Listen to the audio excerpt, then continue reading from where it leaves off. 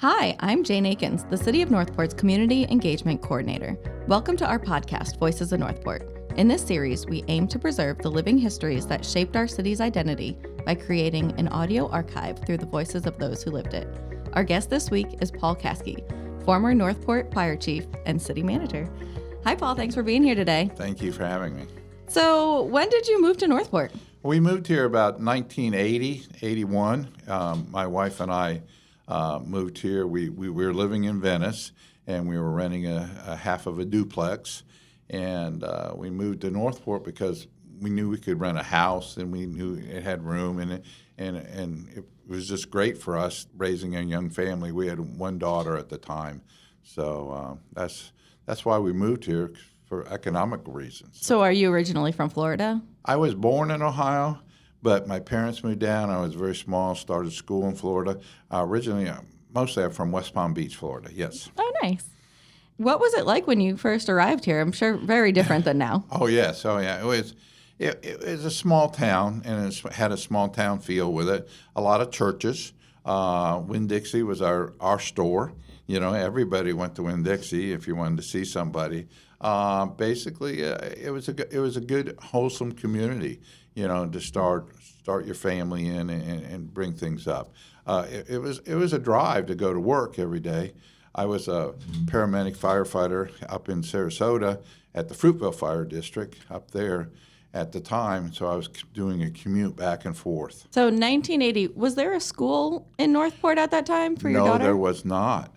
My kids, both of my kids were fortunate enough that Glen Allen did come online, you know, and both of my kids graduated and went through Glen Allen.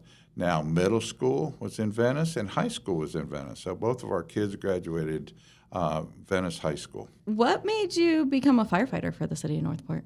Well, when I came here in 1980 and 81, I was already a firefighter, paramedic, like I was saying, up Fruitville Fire District. And Northport had a volunteer fire department at that time. And a guy named George Wisenet, he was the chief of the volunteer fire department. So I volunteered my time. I also volunteered my time with the ambulance. The ambulance was separate from the fire department at that time. Two totally different things. And that was under Ruth Vito. And she was the manager and running it at that time. So I volunteered, you know me, and I went on with it. Well, something politically happened, and George quit. And a guy named Billy Moore took over as the fire chief, as the volunteer fire chief. And I worked with him. I did a lot of training and a lot of training stuff, so I brought that to the city of Northport and to the fire department.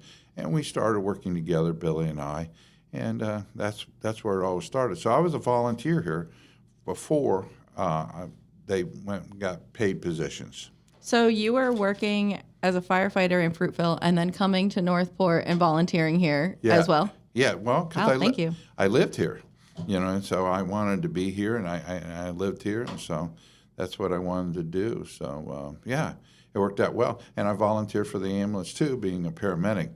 The ambulance here was basic life support, not advanced life support, so I couldn't really use the paramedic skills, but I could help, you know, and do some things. And transport was, you know, it took a while to get to Venice Hospital, you know, with a patient, and it took a while to, you'd go down to Fawcett and St. Joe's in Charlotte County quite often. So. And I heard that you were the first paid fire chief?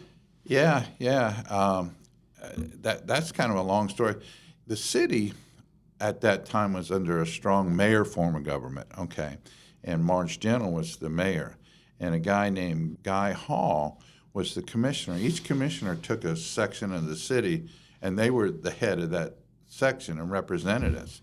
So I had Guy Hall. He did public safety, did both the police department, which was under Vic Costello, and myself. So Guy Hall was the one that started it, and we had to have a referendum for a vote, you know, to make sure that the fire district was here. I think the road and drainage district and the fire district was voted on by the people. The road and drainage district was created by the commission. Two different things. So, but ours was voted. We had two votes. The first vote was For some reason, Mayor Gentle, she didn't think it was correct or right or anything, so they had to have a second vote. So the fire district was ratified twice. Again, though, it was two separate things. They ratified the fire department and they ratified an ambulance program. There's two separate deals all together. So that opened up the door for the first paid fire chief, to come to Northport. So, and I was kind of busy. That was a time during that time frame where what's now Sarasota County Fire Department, used to be South Trail, it used to be Northeast, and it was Fruitville. They all came together at the same time. So it was kind of, I had offers to stay, as a lieutenant in at the fire department. I also had opportunities to become the Northport Fire Chief and apply there.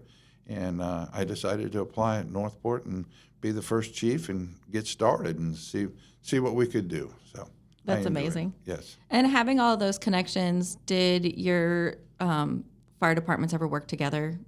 Yes. We work together all the time. We had several fire departments around the area that we would get. Like there used to be a South Venice Fire Department, and of course the City of Venice Fire Department, and so on. And a lot of them in Port Charlotte and Charlotte County fire departments over there, and they all gave us mutual aid. Remember, we were very small. We were a small fire department in the beginning. In the beginning, after I was appointed fire chief, by Guy Hall, and then confirmed by the commission, it was very good. And I was confirmed 4-1. I didn't get a unanimous vote. Mayor Gentle did not vote for me to be the fire chief. She wanted Billy Moore to be the fire chief, who had been that volunteer. Well, my first act was to hire Billy Moore because I needed Billy Moore. I needed him, and I needed him around because he knew the city and he knew the area, and he was a great first fire chief. He helped build this fire department to what it is today. So that's great. Did you have a favorite firehouse meal? I know y'all like to cook. Oh, well, no, we had big times. We brought it in Christmas and and stuff like that, and the people like that. But when we started, we only had 2 or 3 people on duty. Oh wow! So that was it, and a lot of us came in from off duty to do it. So I can't think of it. I think Christmas and Thanksgiving were favorites because we brought the families in and everything. We were a small unit just getting started, just picking up and running. So that makes sense. And so I asked you offline if you ever saved a cat out of a tree, but you had a way better story. Yes. I don't remember saving a cat out of a tree, anything. But we had across from what used to be the firehouse in City Hall is the water plant. And behind that, there's a waterway that went up in there. And a sea cow and her calf, they used to come there because it was warm in the wintertime, went up that canal, and it went up behind the Jewish Center. That was the temple that was on South Biscayne years and years ago. Well, the tide went out, and the calf got stuck there. And so people called us, and we went there and rescued. Anyway, the long story short, Moat Marine came. We got the calf back, got it back with its mama, and the sea cow there, and did that. So that would be probably the one rescue that I remember the best, rather than a cat in a tree. And of course, we had the occasional alligator thing. We roped some of those and tied them up. So that's amazing. Back in the day, they didn't have the technology that we have now. How did the lack of technology and Northport not having as many roads as there are now affect fires? Well, the roads, we had major fires, and we had some major incidents. We had flooding back in the day and everything like that. I think basically what we had was the roads were here. General Development had put in all these roads, and they developed all the lots. They were just grown over with grass and everything like that. And one of the major problems we had was that they would allow a house to be built way out, and there would be within 2 miles, it'd be the only home. And it was very difficult to know where all those are and to get there and to do it. So the technology was basically just maps and paperwork and people learning the city, learning where this was and that was, and learning how general development had laid out these different quadrants, that if you went in here, you were going to come to a dead end, but if you went here, you could loop around and come around. And all of them were basically the same. So, it was a different time. We didn't have the technology of the pictures, but we did have helicopters that, drop water, on the fire. So we did have all the things we could come up with. We had boats, for the thing. And in the city, when we had an emergency, we did the incident command system. And I don't know if they still do it today or what they do here in the city, but we had like 300 employees citywide or something like that. We used all 300 employees in different areas. And like Julie Belia, who is still here, she was great with us, and did some. So they did some different planning areas. So the police and the fire department, could do what they do the best, rather than get food or something like that. You could have somebody else doing supplies and, different things like that. So it worked out well. And of course, I worked with my cohort at that time, Vic Costello, in the police department, and he was an excellent guy. So, but like I said, Guy Hall was probably one of the foremost people to get Northport Fire Department off the ground. So. And you were also city manager. Yeah. So talk a little bit about how you became city manager. Well, after Guy Hall got me in the fire department, and it was a strong mayor form of government, within the fire department right there. And then Guy resigned, and we had another commissioner called Joe Russell. And Joe Russell was an excellent commissioner. He was very helpful with us and everything like that. I'd like to go back to the fire department a little bit more, of course, before I get there. One of the things the fire department had, remember I said the ambulance was separate from the fire department too. Well, one of my first actions after I got done was to combine them, and that's what became the Northport Fire Rescue. Wow. Okay, so I had Ruth Vito, Mike, and Billy Moore there to help me, who did both of them, and we brought those together. So those people that were under the ambulance had to go to fire school and get certified, and they all did, and they all went through it very well. And the people on the fire side had to become EMTs, and they all went through the situation. Now, instead of having like 4 or 5 over here and 4 and 5 over here, now we had 10 or 12 people, that could help each other out. And we could help the ambulance, we could help this, and we all began to move forward. And then we started to go after advanced life support. And this is where Joe Russell was very helpful. And we started building advanced life support and moving forward at the time. And we did that. And that's when Michael Clare, another gentleman, came on board, who later on became a chief with us. He helped us because he was a paramedic firefighter too. So that's how the fire department started where it's at today, which they still do some programs that I think we started, like the apprenticeship program and stuff like that, in the incident command system throughout the city and so on. So those were the first things. But anyway, so we had this strong mayor form of government, and the people voted that they didn't want to have the strong mayor form of government anymore. They wanted to go to, what they call a more professional government, city manager form of government and everything. So they went and they did that. And our first city manager was Jim Pierce.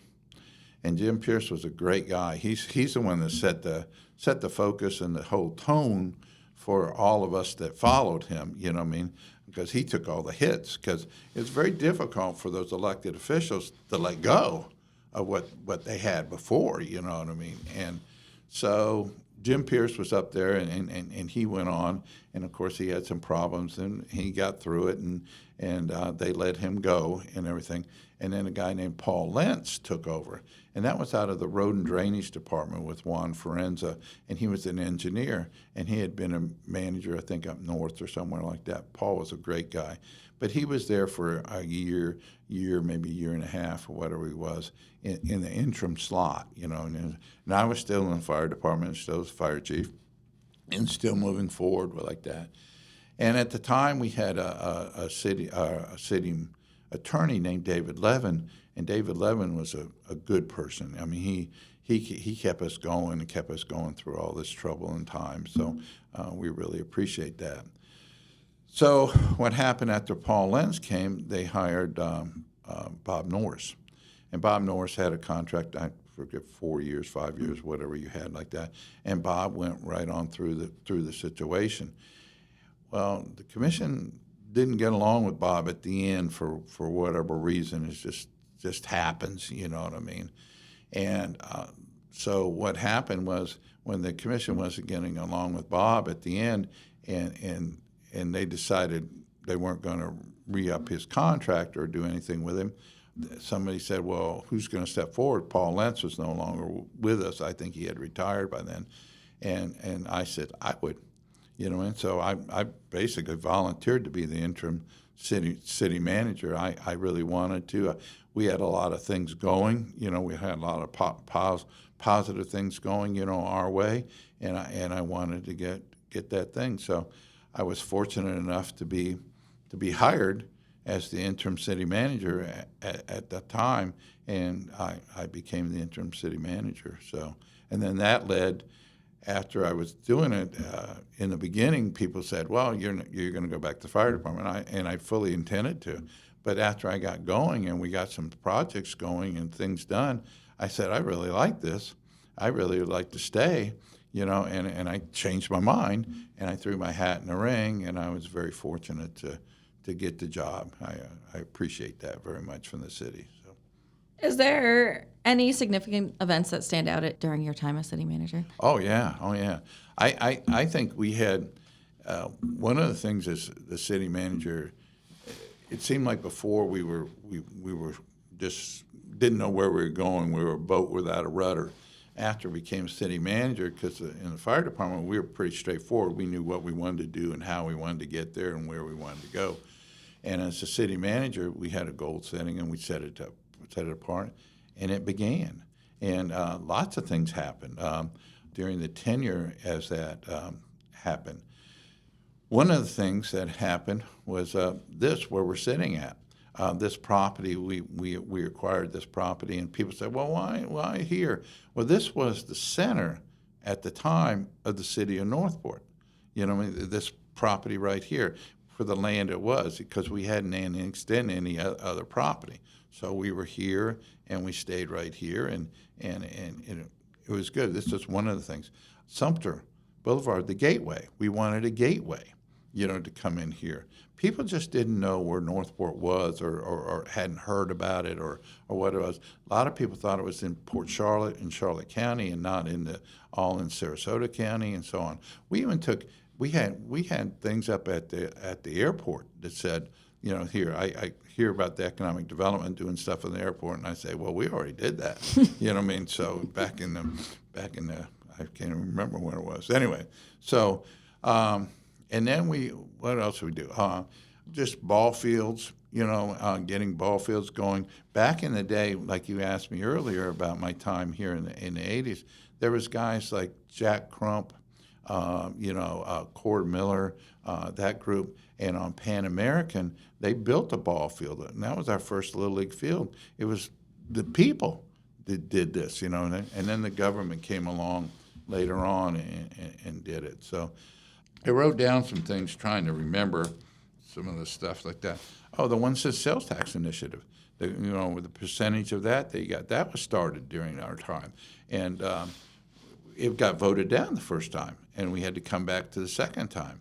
And that money made us have, where we're sitting at, we were supposed to have an outside amphitheater here, you know, is what we were doing. Well, we took that money, parlayed it with the Sarasota, because Tony Gustitis and that team were working on the school and the high school here, and parlayed it together and built the Northport Performing Arts thing.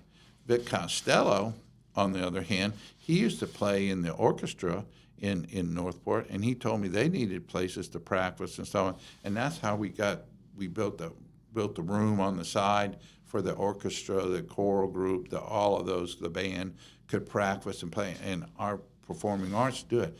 when my kids, like you talked earlier, were going to school here, they did not have what the other kids had in Sarasota County. One time I took them on a field trip to Moat Marine up there, and we talked to a guy underwater through Wyoming, and he was 10,000 feet under the water, and he was looking at some sea urchins and something like that. And Northport at Glen Allen couldn't get that, but you could see it at Moat Marine. Yeah. Just because of the technology hadn't reached the city of Northport yet. And I always felt really bad about that. And as city manager, I wanted this performing arts thing very bad. And so we built it, and the school board at that time, I couldn't believe it. Our commission and the school board commission said, let's get it done. Let's get over the rules. Let's get this done. Because they had rules about, well, for kids it had to be this, and this, and we had rules and da-da-da. They said, let's get it done. And we got it done. And we got, the performing arts thing right now. And I'll never forget being in there and the guy having a tuning fork, and he would tuned it, to make sure that the acoustics were really well in that performing arts. And it's a great deal, a great thing. So I'm very happy with that, very happy with that. But we had lots of other things that we did too. We appreciate the Performing Arts Center. When I was talking to Victor Costello, he credited you for bringing that here. So I'm glad that you talked about that. Very nice. And one of the things I'll tell you about a person too, we combined. Ever talked to Cord Miller, which I hope you interview him. I'm trying, Cord. If you're listening to this, please come on my show. Okay. But Cord, he was with the water control district. We brought the water control district in and the garbage and everything into a biggest department there is under road and drainage, under Juan Forenza and everything. And one of the things I did that I'm very proud of, because I can see her still today, is I asked Julie Belia to move out there, because she was in planning and zoning. And I asked her to move out there, and she did. And boy, that was a blessing to me as a city manager to have a person that knew so much about the city and so much about the time. And she's done a great job from then on out. I mean, she bailed us out, because we were growing so fast and had so much to do. And so I'm very proud of that. So let me see who else. Oh, the Mullen Center. The Mullen Center came up, George Mullen. Remember I talked about Joe Russell? Well, Joe Russell was actually, when Guy Hall was there, he was in Park and Recreation Commissioner.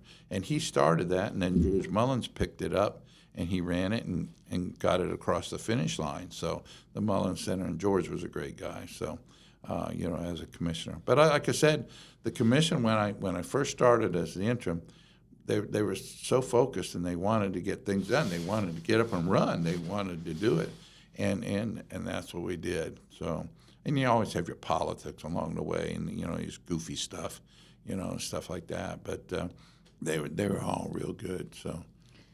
Now being retired, are you still involved in any activities in the community? Yes, I'm a member of my wife during this time started a Little Help Nurse Registry, a home health care business.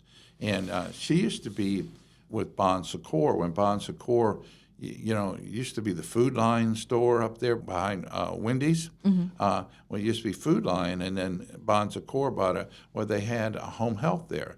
And my wife worked for them for a number of years. And probably 15, maybe 16, 17 years ago, they got bought out. And so we started our own little home health care, thing, a home registry called the Little Help Nurse Registry. My daughter now runs it, full time on a day-to-day basis, and my wife goes in part time. But we did that. So, but that is a member of the business club, Northport Business Club here, and I think we've been a member of the chamber for the whole time that we've been Northport Chamber and Venice Chamber. We're obviously a very good chamber member because we just pay our dues and don't show up. So no, I shouldn't say that. My wife and daughter have been on their program several times, but I go to the Northport Business Club, and that's what I basically do in the community right now. So. Is there anything that we haven't talked about that you would like people to know as we're documenting this history of Northport?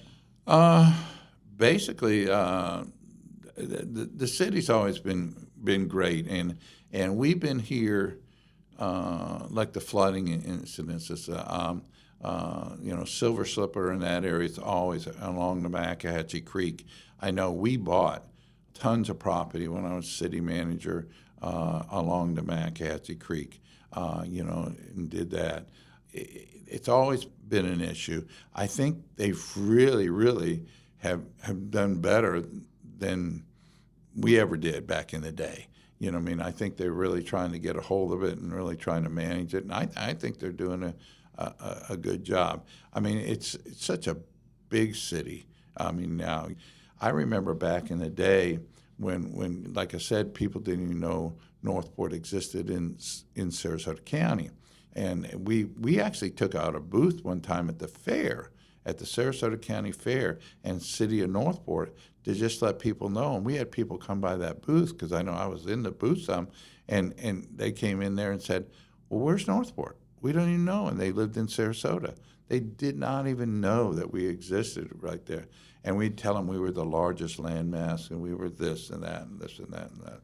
And one of the things is Doug Voltalina from the Division of Forestry, because of our time and we knew each other through the forestry, that's how we got the state forest here, within the city of Northport. So we had a busy 3 years. I would say before I left. So I've been gone. I left in 2000, so it's been 25 years. It's been a little while. So going back to fire real quick. So you were here in the 80s. Do you remember the Walenda brothers walking the tightrope? Yes. Now, since you were volunteer with Fire EMS, did y'all have anything under them in case they fell? Were you working that event? No. But I remember this was our luck in Northport. Sometimes there was a TV program on EMS, and the guy that was on Star Trek or whatever it was, the captain, I forget his name. Anyway, he did some announcement. Well, we had a lady in Holiday Park that accidentally got killed, and we ran over there and we saved her and said, yeah, man. And I think we were the only ones that lost a patient on that program, and I was, I know. It's just, come on, give us a break, Yeah. But they televised that and some other, and we had some. Vic could probably tell you about the planes landing out back, and and different things. It was kind of a cowboy town.